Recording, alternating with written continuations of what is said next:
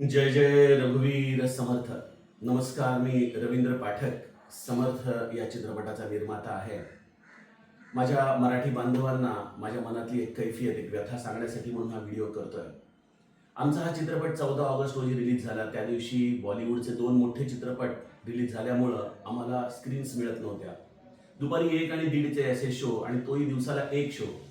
या पद्धतीने आम्ही चित्रपट चालवत चालवत आतापर्यंत आलो. चित्रपटाला अत्यंत उत्तम रेटिंग आहे, 9.5. समीक्षकांनी ज्यांनी ज्यांनी बघितला त्यांनी त्याला 4 स्टार रेटिंग दिलेलं आहे. सर्व प्रेक्षकांच्या प्रतिक्रिया अतिशय उत्तम आहेत. श्रवणीय संगीत आहे. शंकर महादेवनसारख्या गायकाने याला गीत गायलेलं आहे. समर्थ रामदास स्वामींसारखे यामध्ये विचार आहेत. आणि त्यातही भर म्हणजे आम्ही विद्यार्थ्यांना सवलतीच्या दरामध्ये हा चित्रपट दाखवतोय. 10,000 विद्यार्थी आतापर्यंत महाराष्ट्रामधून आम्ही या चित्रपटाला दाखवून आणले. आणि काल माझ्याकडं 4 शाळा असताना देखील मला एकही चित्रपटगृह उभं करायला तयार नाही. का?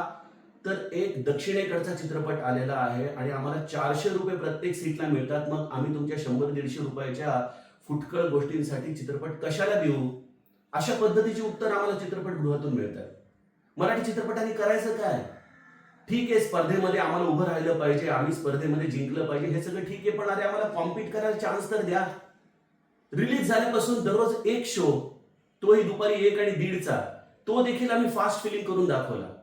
तो देखील आम्ही 9.5 रेटिंगला जाऊन दाखवून आलो. आणि आता आज या दक्षिणी चित्रपटामुळं आमच्या स्क्रीन्स महाराष्ट्रामध्ये तब्बल 25 वर आणलेल्या आहेत. 10-12 दिवसामध्ये एका उत्कृष्ट चित्रपटाची माती कशी करावी हे जणू काही या आम्हाला संस्कृतीने दाखवून दिलं. मला सांगा, अशाने समर्थ विचारांचा दिवा दाखवणारा हा चित्रपट, जो खरं तर आशयघन आहे, बघणाऱ्या माणसाला अंतर्मुख करतो, काहीतरी विचारांची दिशा देतो. मराठी निर्मात्याने चित्रपट बंद करले का आहेत का बनवायला? असे आशयघन चित्रपट बंद केले पाहिजेत का? आम्हाला सांगा. आमच्या जर आवाजाला तुम्ही कुठं मांडलं नाही तर मला वाटतं हा चित्रपट अजून 2-3 दिवसामध्ये आपला श्वास कोंडून घेईल. या सगळ्या धबडग्यामध्ये आम्हाला लोकांपर्यंत पोहोचता देखील येणार नाही. माझी हात जोडून विनंती आहे मराठी बांधवांना की आम्ही काय करावं, तुम्हीच आम्हाला कमेंटमध्ये सांगा. जय जय रघुवीर समर्थ.